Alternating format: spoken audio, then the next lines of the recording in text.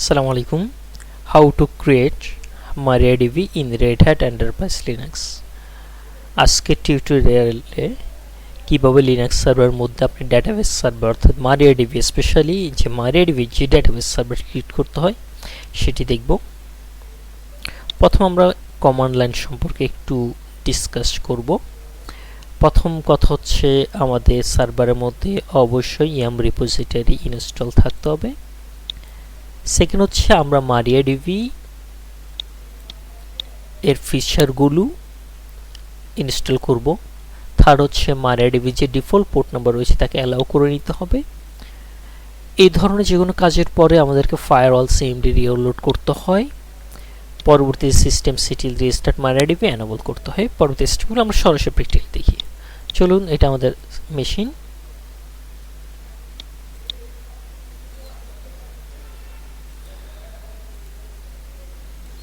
আমরা root use দিয়ে log in করলাম। প্রথমে আমাদের যেটি করতে হবে yum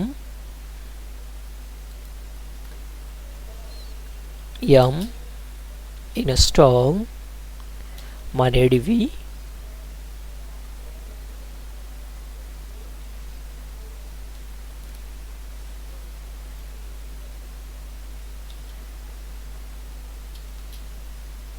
space -y সমস্ত প্যাকেজগুলো ইনস্টল করে নিব। আমার অলরেডি প্যাকেজগুলো ইনস্টল রয়েছে যার কারণে ইনস্টল দেখাচ্ছে না। সেকেন্ড হচ্ছে firewall-cmd permanent add port 3306 TCP, এটিকে অ্যালাউ করে নিতে হবে। সাকসেস। ওকে। থার্ড হচ্ছে firewall-cmd রিলোড।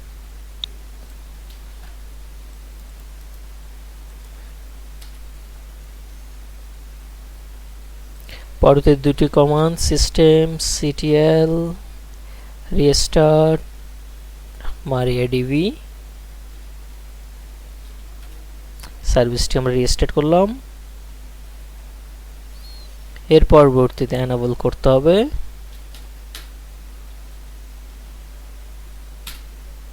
ওকে। এরপরে MariaDB সার্ভারের সিকিউরিটির জন্য আমরা যেটি করব, এন্ড কারেন্ট পাসওয়ার্ড আমাদের রুট পাসওয়ার্ডটি দিতে হবে।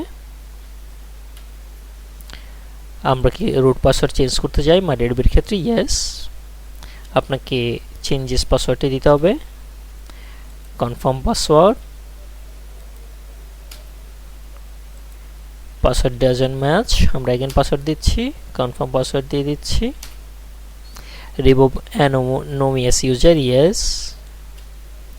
disable root login remotely, yes. Remove test database and access to it, yes. Reload privileged tables now, yes. Thanks for using MariaDB। অর্থাৎ আমাদের already MariaDB database server configuration শেষ। এখন আমরা একটি ডেটাবেস ক্রিয়েট করব। চলুন, ডেটাবেস ক্রিয়েটের জন্য প্রথমত আমাদের যেটি করতে হবে, সিস্টেম অ্যাগেন MariaDB কে রিস্টার্ট করব।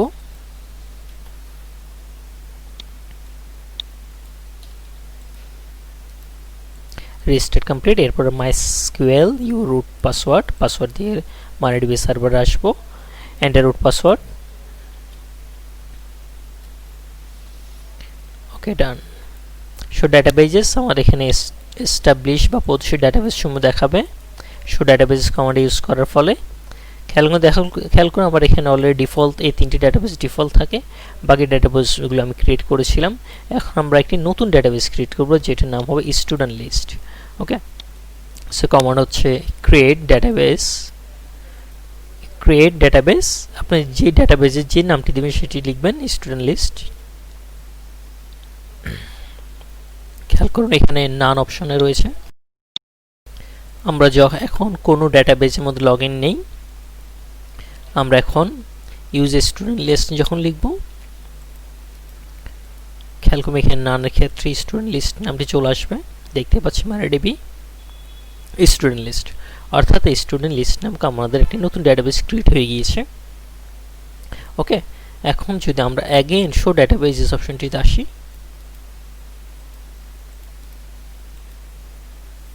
দেখতে পাচ্ছি স্টুডেন্ট লিস্ট নামক ডেটাবেস দেখাচ্ছে। ধন্যবাদ সবাইকে সাথে থাকার জন্য। এভাবে আপনারা লিনাক্সের মধ্যে রেড হ্যাট এন্টারপ্রাইজের মধ্যে ডেটাবেস ক্রিয়েট করতে পারবেন MariaDB। পরবর্তী ভিডিওতে আমরা ইনশাল্লাহ কিভাবে ট্যাবলের ফিল্ড কন্টেন্ট ক্রিয়েট করতে হয় সেটি দেখব। ধন্যবাদ সবাইকে সাথে থাকার জন্য।